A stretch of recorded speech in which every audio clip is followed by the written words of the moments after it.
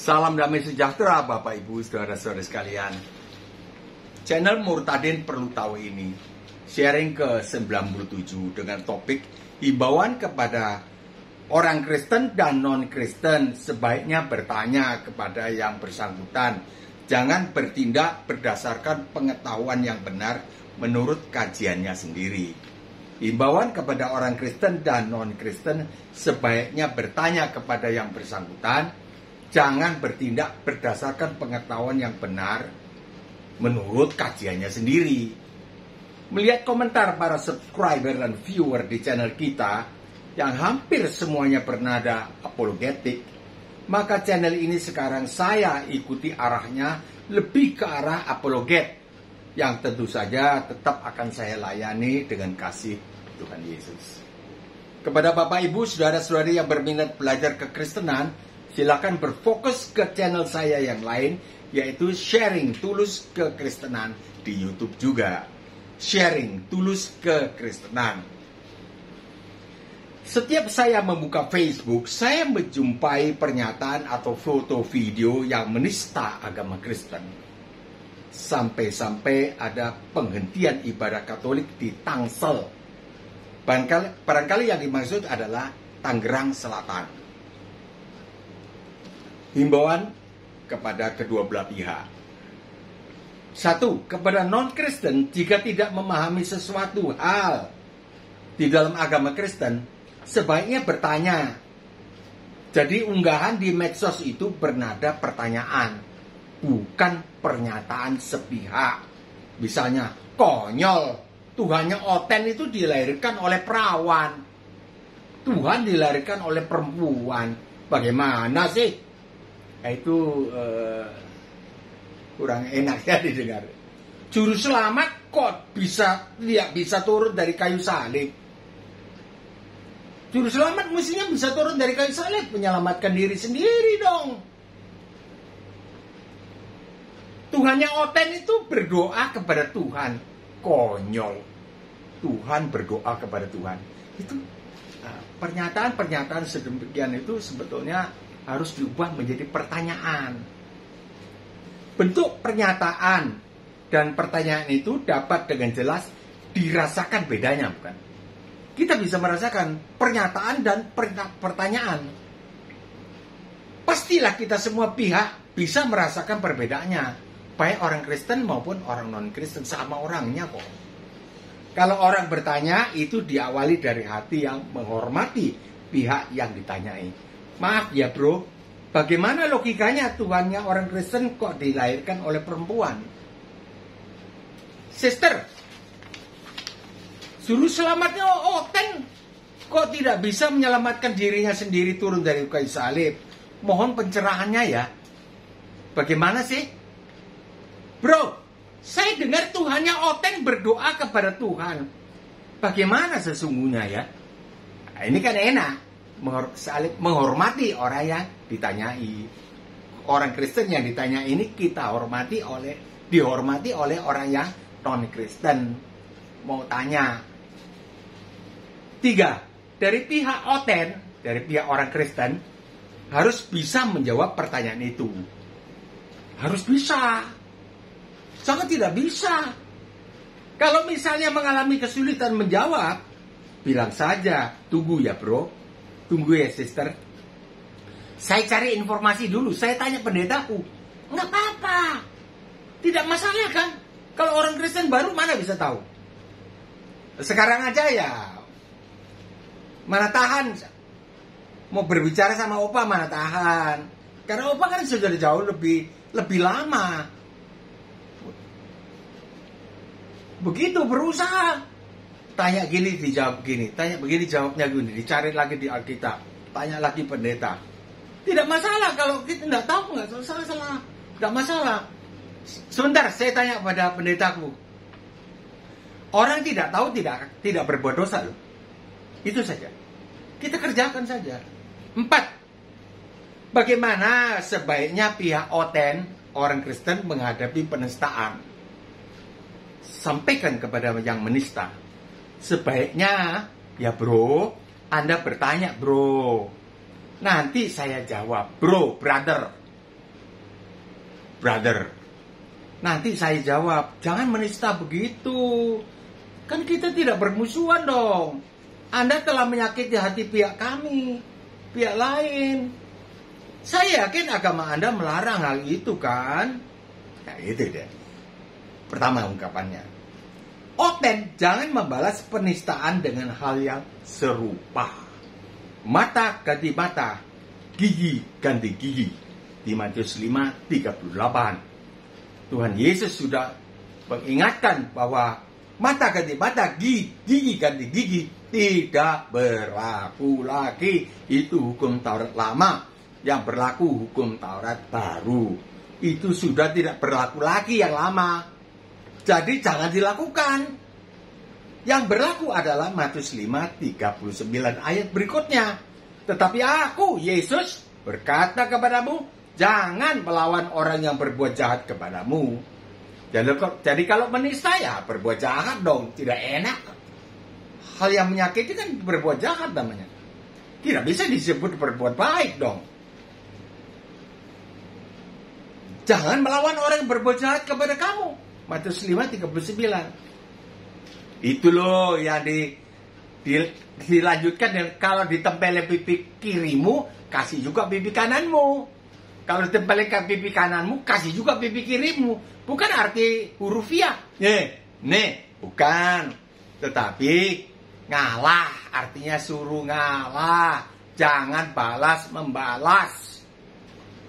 Matius 5:20, jika kamu tetap memegang prinsip hukum Taurat lama, mata ganti mata, gigi ganti gigi, maka kamu tidak akan masuk ke dalam kerajaan sorga.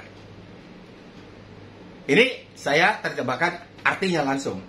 Artinya keselamatan yang telah kamu peroleh, orang Kristen peroleh, secara gratis digantikan hukuman kita oleh beliau di atas kayu salib, digantikan hukuman kita, otomatis akan batal selamat. Karena ditulis, jika hidup keagamaanmu tidak lebih benar daripada hidup kepada ahli Taurat dan orang Farisi, maka sesungguhnya aku berkata kepadamu, kamu tidak akan masuk ke dalam kerajaan surga. Artinya batal selamat. Jadi kita disuruh ngalah. Itu tadi, nahan. Ngalah itu nahan. Seperti beliau, digebukin. Ya, berjalan pikul salib di jalan Via Dolorosa itu sampai jatuh bangun, sampai dipakung tangannya. Sampai wafat menyerahkan nyawa di atas kayu salib. Ngalah. Bukan tidak bisa. Kau kira aku tidak bisa mendatangkan 12 legion tentara malaikat? Petrus kan potong telinganya itu hamba imam besar Markus. Kau kira aku tidak bisa datangkan? Bisa. Cuma aku ngalah. Itu. Jadi kalau kita membalas, kita batal selamat. Jangan membalas. Jangan. Saya bahagia sudah praktekkan ini. Sakit. Jatuh bangun. Tidak. Saya tidak melawan. Kehendakmu yang jadi. Engkau sudah mati di atas kayu salib bagiku. Aku turut maumu. Sebelum khotbah ini saya sudah alami berulang-ulang. Sebaliknya pihak non-Kristen harus bisa menjawab. Harus bisa menjawab juga pertanyaan yang diajukan oleh pihak orang Kristen. Bagaimana prinsip keselamatan di dalam agama Anda, bro? Atau sis, Mbak Yu, kados pundi? Bagaimana? Mesti bisa menjawab orang Islam. Prinsip keselamatannya itu harus bisa menjawab. Sampai sekarang bagian tidak tahu juga. Dan tidak ada orang mengajak, sini, Bagio, masuk Islam aja, selamat kau begini. Tidak ada. Tidak satu pun. Saya bukan anak orang beragama nih dulu. Cuma diharuskan beragama oleh pemerintah. Penggantian pemerintah itu. Jadi, bagaimana prinsip keselamatan di dalam agama Anda, bro? Ini halusnya. Kalau tegasnya ya langsung bicara begitu saja. Bertanya, apa manfaat tujuan ibadah haji ke negeri Arab? Boleh. Kenapa mesti ke... Saya nggak ngerti juga. Sampai sekarang Mbak Bagio tidak tahu. Sudah tua begini nggak tahu. Karena hal yang peka katanya, nggak boleh ditanya. Hal yang peka atau tidak bisa jawab, atau tidak cuma ikut-ikutan saja ke Arab, saya tidak tahu. Tapi orang dengan bangga kalau sudah pulang dari negeri Arab melakukan ibadah haji, apa ya?